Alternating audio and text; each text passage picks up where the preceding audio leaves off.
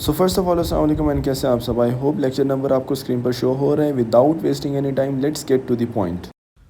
सो बिस्मिल्लाहिर्रहमानिर्रहीम और आज का टॉपिक है प्रोनाउन। अच्छा बच्चों, सबसे पहले हम डिफ़ाइन करेंगे प्रोनाउन को। आप लोगों को पता है कि हम बचपन से पढ़ते आ रहे हैं कि it is a word that is used instead of a noun. लेकिन इंग्लिश बच्चों की वीक है तो उन्हें बेसिक चीज़ समझ नहीं आती। तो आइए मैं आपको बताता हूँ, हमारी नेशनल लैंग्वेज उर्दू में बेसिकली बात यह है कि ये अली खड़ा है, ठीक है, और मैं क्या कहता हूँ, और ये मैं हूँ, ठीक है, और ये मैं हूँ, ठीक है, इट्स मी, ओके, और ये अली है, ठीक है।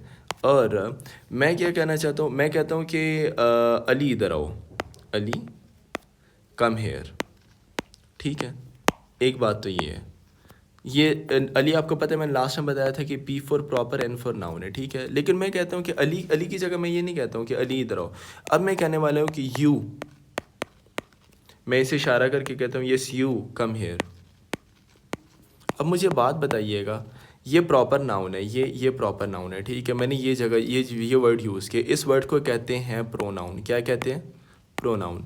समझ आ कि एक और बात बताता हूँ, बार बार एक नाम को दोहराने के बजाय हम क्या यूज़ करते हैं? Pronoun. For example, Ali is, Ali, sorry यहाँ पे ये एस नहीं आएगा, इसको हम यू रिमूव कर देते हैं, ठीक है।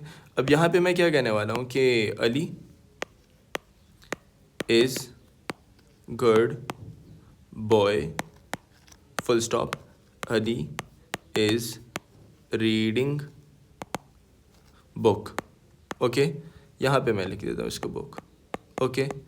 अब एक बात मैं ये कहना चाह रहा था कि अब देखिए यहाँ पे मैंने एक दफ़ा अली यूज़ किया और वही सेंटेंस कंटिन्यू है, यहाँ पे ख़त्म है, कॉन्टेक्स्ट सेम है, हमें पता है कि बात अली के बारे में हो रही है। Ali is a good boy, यहाँ पे फुल स्टॉप आ गया। फिर मैं कहता हूँ कि अली इज़ रीडिंग बुक। क्या ज़रूरत है बार बार अली को दोहरा रहे हो? एक दफ़ा अली कह दिया बस, ठीक है। अब मैं अली नहीं यूज़ करूँगा, अब मैं यूज़ करूँगा ही। अली इज़ गुड बॉय, यहाँ पे सेंटेंस ख़त्म है, हमें पता है आगे भी बात अली की हो रही है, पूरी एक ही लाइन है, ठीक है। ये एक लाइन नहीं है, मेरा मतलब एक ही टॉपिक है, ठीक है, अली के बारे में बात हो रही है। अब मैंने एक दफ़ा अली यूज़ कर लिया है, मैं सेकंड टाइम नहीं यूज़ करना चाहता और ना ही यूज़ करना है आपने, ठीक है। अब आपने यूज़ करना है ही। ये जो ही यूज़ हुआ है इसे क्या कहते हैं? प्रोनाउन। मेरी बात समझ रहे हो? आई होप कि यहाँ तक समझ आ गई है कि pronoun is a word that is use instead of noun, okay.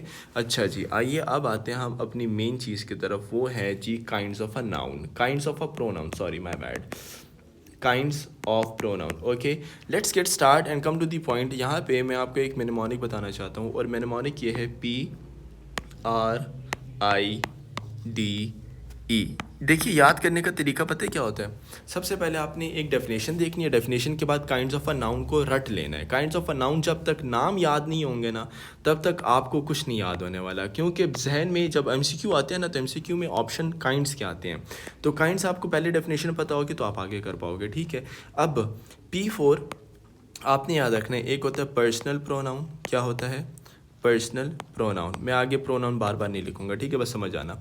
अच्छा, एक है आपका P फॉर पर्सनल, एक होता है P फॉर पोजेसिव, ठीक है। याद करने का तरीका यही है, सबसे पहले डेफिनेशन, फिर उसके बाद टाइप्स को आपने सारे के सारे काइंड्स को आपने याद कर लेना है, ओके। अच्छा जी, R फॉर आपका आ जाता है, यहाँ पे मैं यूँ करके लाइन लगा रहा हूँ। R फॉर आपका आ जाएगा जी रिलेटिव प्रोनाउन, ओके।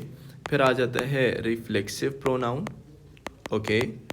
अच्छा जी, फिर आपका आ जाएगा reciprocal pronoun, reciprocal pronoun, okay. अच्छा, आई फॉर आ जाएगा इंटेरोगेटिव और indefinite, interrogative and indefinite, indefinite, okay. ये टाइप्स, ये काइंड्स ऑफ अ नाउन है जो आपको याद रखने हैं, ओके। अच्छा जी, आगे चलते हैं। फिर आता है हमारे पास डी। ये मैंने आई फॉर बताया आप लोगों को, इंटेरोगेटिव एंड इंडेफिनिट। ये राइटिंग में मुझे लगता है मुझे फिर से लिखना चाहिए इसको। The thing is it's like indefinite, okay, let me corrected, okay जी। इंटेरोगेटिव आ गया, इन डेफिनेट, DEFINITE, ओके जी। अच्छा, डी फॉर आपका आ जाएगा डिस्ट्रीब्यूटिव और डिमॉन्स्ट्रेटिव आ जाएगा, डी फॉर डिस्ट्रीब्यूटिव प्रोनाउन और डी फॉर डिमॉन्स्ट्रेटिव प्रोनाउन। ये क्या पढ़ रहे हैं हम जी? प्रोनाउन की काइंड्स पढ़ने वाले। डिमॉन्स्ट्रेटिव प्रोनाउन, क्योंकि आपको पता है कि अभी हमने यू यूज़ किया है, अभी हमने पीछे यूज़ किए ही, आगे हम वी यूज़ करेंगे, आगे हम दैट यूज़ करेंगे, आगे हम एनी यूज़ करेंगे, आगे हम सम यूज़ करेंगे। आप सबको पता है कि ये सारे प्रोनाउन है, लेकिन ये ये सारे के सारे different kinds of a pronoun है। ये पर्सनल प्रोनाउन में आते हैं, ये डिमॉन्स्ट्रेटिव में भी आ सकते हैं, ये वाला आपके इंडेफिनिट में भी आता है। तो आपको ये चीज़ें पता होनी चाहिए। आई होप इट्स क्लियर, ठीक है ना। अच्छा, हमारा लास्ट वर्ड ये वाला ई रह गया है। ई फॉर आपने लिख लेना अपने पास एम्फेटिक प्रोनाउन। क्या लिख लेना है? Emphatic pronoun. ओके, आगे हम डिटेल में करने वाले हैं। मतलब ये एक सिंपल मैंने आपको बता दिया काइंड ऑफ अ प्रोनाउन। आगे इनमें कौन कौन से वर्ड्स हैं मैं आगे बताता जाऊंगा, ठीक हो गया। सो नाउ कमिंग टू को बताया है कि हम स्टार्ट करने वाले पी फॉर पर्सनल प्रोनाउन से। ओके, आइए पर्सनल प्रोनाउन को स्टार्ट करते हैं। और सबसे पहले आपने यहाँ पे लिख